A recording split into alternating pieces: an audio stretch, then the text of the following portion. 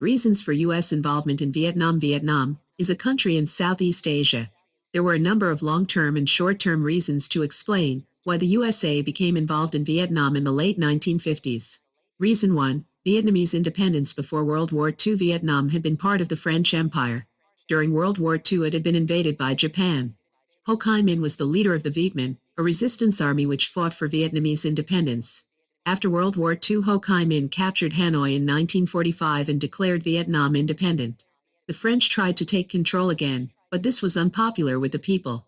They were defeated by the Viet Minh at Dien Bien Phu in 1954.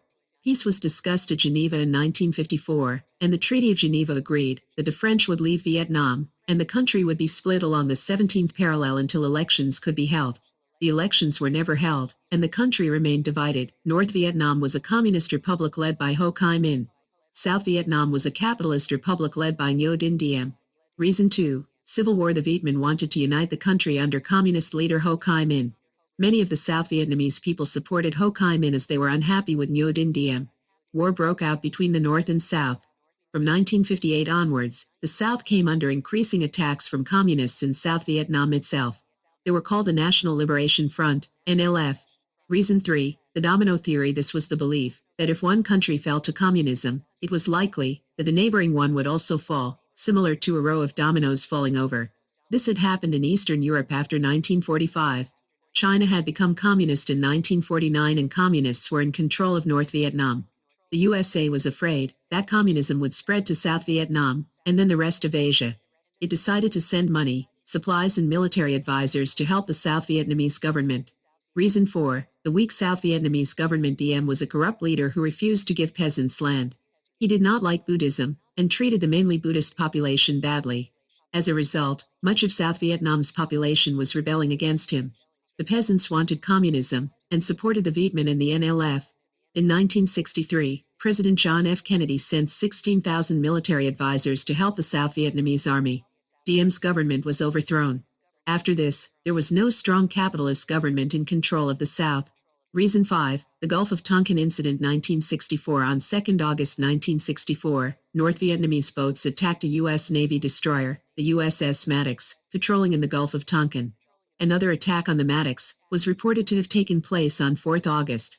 Weather conditions were poor, and there was doubt as to whether a real attack had taken place.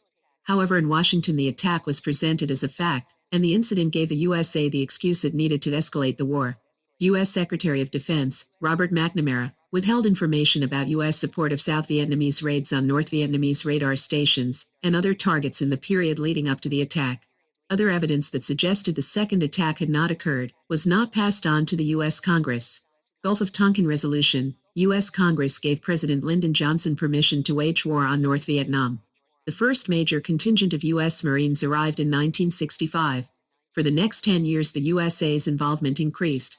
By 1968 over 500,000 American troops were in Vietnam, and the war was costing $77 billion a year. Reasons for U.S. failure. In defeating the Viet Cong, the USA was not able to defeat the Viet Cong, a term used to describe any Vietnamese person supporting communism in the North, for a number of reasons. Unpopular American military tactics. The Americans tried to win the war from the air. Their tactics were brutal. As a result of this brutality and lack of sensitivity, they turned the Vietnamese people against them. Operation Trail Dust. 1961. The Americans used chemical weapons napalm, jellied petrol, and Agent Orange, superior strength weed killer. This was used to clear foliage in the jungle, which was the natural hiding place for the Viet Cong. They also wanted to see along the Ho Chi Minh Trail, the Viet Cong supply route. Napalm did clear much of the undergrowth, but it also stuck to humans and caused horrific injuries. Agent Orange also cleared the foliage, but many innocent civilians' farms and crops were lost, and animals were killed. Strategic hamlets. 1962. To prevent the Viet Cong from hiding in southern villages, the South Vietnamese peasants were taken from their villages and settled in strategic hamlets. These were surrounded by barbed wire and controlled by the Americans.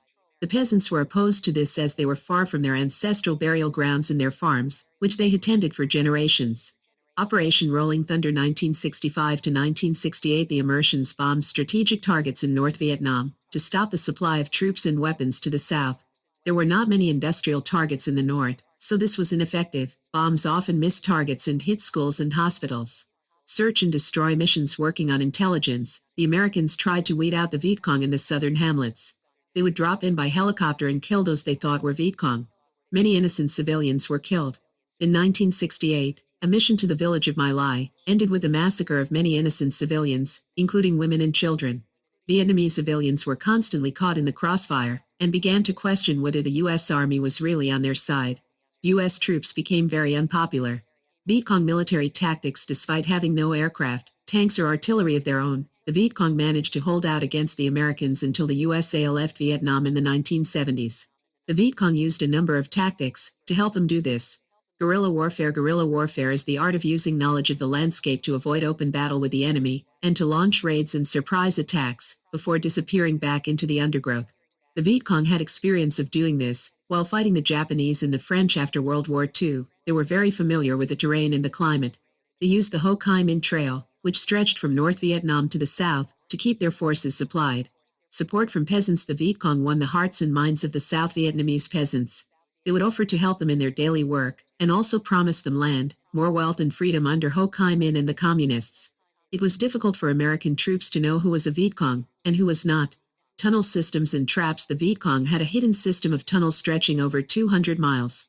There were hospitals, armories, sleeping quarters, kitchens and wells underground.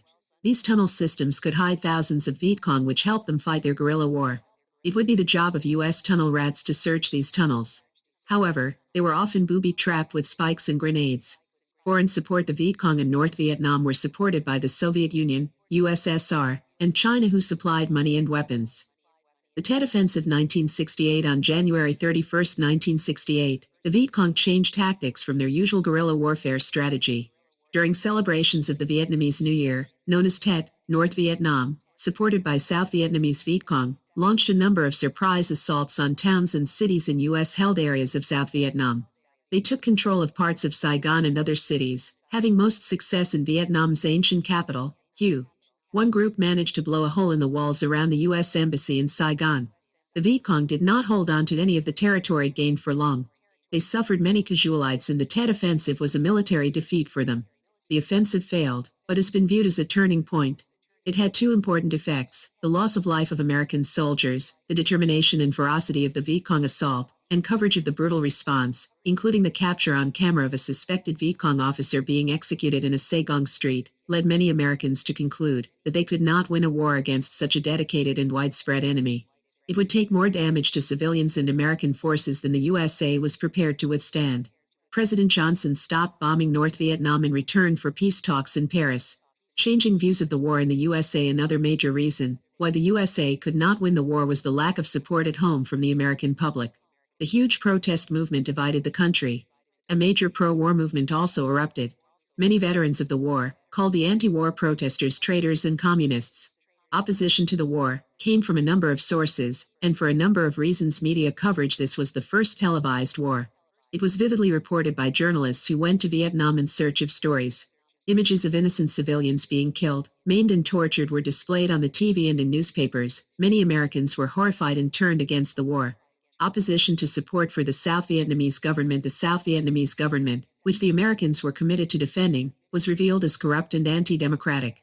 Many Americans questioned how the American government could justify standing up for this oppressive regime. The USA was meant to fight to protect freedom and democracy. It became clear that the Vietnamese peasants did not welcome American troops. Many Americans questioned why their country was involved, if the local population did not want them there. Opposition to the draft. The draft was the conscription of American men into the U.S. Army, and lasted from 1954 to 1975. As sons, brothers and fathers went to war, people began to question whether it was worth it. Draft law hit African Americans hardest. Many middle-class Americans opposed the war because, by 1967, the death rate had increased to 160 per week. Opposition from civil rights movement. There was opposition to the war from civil rights activists, who were fighting for more rights for African Americans in the USA. Many African Americans were drafted, and because they were new recruits, they were often given the worst postings and assignments. Muhammad Ali had his boxing title revoked for refusing to fight in the war. Opposition from youth. The main opposition came from students. In the 1960s, protest movements began in California, but spread to all the major cities and universities across the USA by 1968. On 4 May 1970, 4 peaceful student demonstrators at Kent State University in Ohio were murdered. They were shot by Ohio National Guardsmen during a noontime campus anti-war rally. This became known as the Kent State Massacre. Pacifists many believed that war was morally wrong. There were mass protests across the USA, including in Washington in December 1969. Singers wrote anti-war songs and songs that criticized the Vietnam War itself. Bob Dylan wrote Masters of War and John Lennon wrote, Give Peace a Chance. Political opposition. The American government spent vast amounts of money on the war that could have been spent on domestic problems. Some politicians who had supported the war to begin with, such as Robert McNamara, began to turn against American involvement. The end of the war in Vietnam. The resignation of President Nixon also weakened U.S. enthusiasm for involvement in Vietnam. In 1975, the North Vietnamese launched a major offensive and overran a series of South Vietnamese strongholds. In May 1975, Communist forces took Saigon. In 1976, the two halves of Vietnam were united in a single socialist republic. The Vietnam War was the greatest struggle of the Cold War era, and the only major military defeat in United States history. Impact of the war. Vietnam. Approximately 500,000 civilians died. Agent Orange caused birth defects in children, and this chemical continues to have a negative effect on Vietnam. The country was reunified after the communist takeover of the South in 1976. Before the war, Vietnam had been a major rice exporter. The destruction of land during the war meant that the country could not produce enough food for the population. Many skilled and professional workers connected to the South Vietnamese regime left the country in fear of being persecuted. The communist forces established concentration camps for enemies of communism and supporters of the South Vietnamese government, where many were sent to be re-educated. USA. Across the world, the USA's reputation had been tarnished. It was criticized for supporting a corrupt government, and the media had shown the world how brutal American tactics were. Approximately 58,000 American soldiers were killed, and another 153,000 were wounded. During the Vietnam War, the USA spent $828 billion on its military. From 1965, it was spending more than $50 billion per year. The additional spending to fund the USA's involvement in Vietnam has been estimated at $111 billion. Psychological effects. Over 100,000 U.S. troops lost limbs in the war and required treatment. Draft dodgers were treated badly, and some fled the country. American troops returning from the war were also subject to ill treatment. Many civilians treated them as brutal thugs who should be punished or avoided. The fact that the USA, the great superpower, had lost to a much smaller and less powerful country was greatly demoralizing. There was a loss of confidence in American military abilities. Impact on international relations. President Richard Nixon sought to reach a reduction of tension with the USSR in an attempt to divide the two communist superpowers in their support of North Vietnam. Both the USA and the USSR tried to distance themselves from China. The Nixon Doctrine. Nixon announced that the USA would not make any more military commitments. Its allies would have to take care of their own security. The Domino theory, only partly confirmed. Communism had spread to North Korea in 1948 and China in 1949. Laos and Cambodia had also become communist after 1975, but it did not spread into the rest of Southeast Asia as was feared. Although Eastern Europe had become communist after the war, it had not spread to Western Europe. However, there were large communist parties in many European countries, so the threat was ever present. It was shown that communism may have spread to neighboring countries, but this outcome was not guaranteed.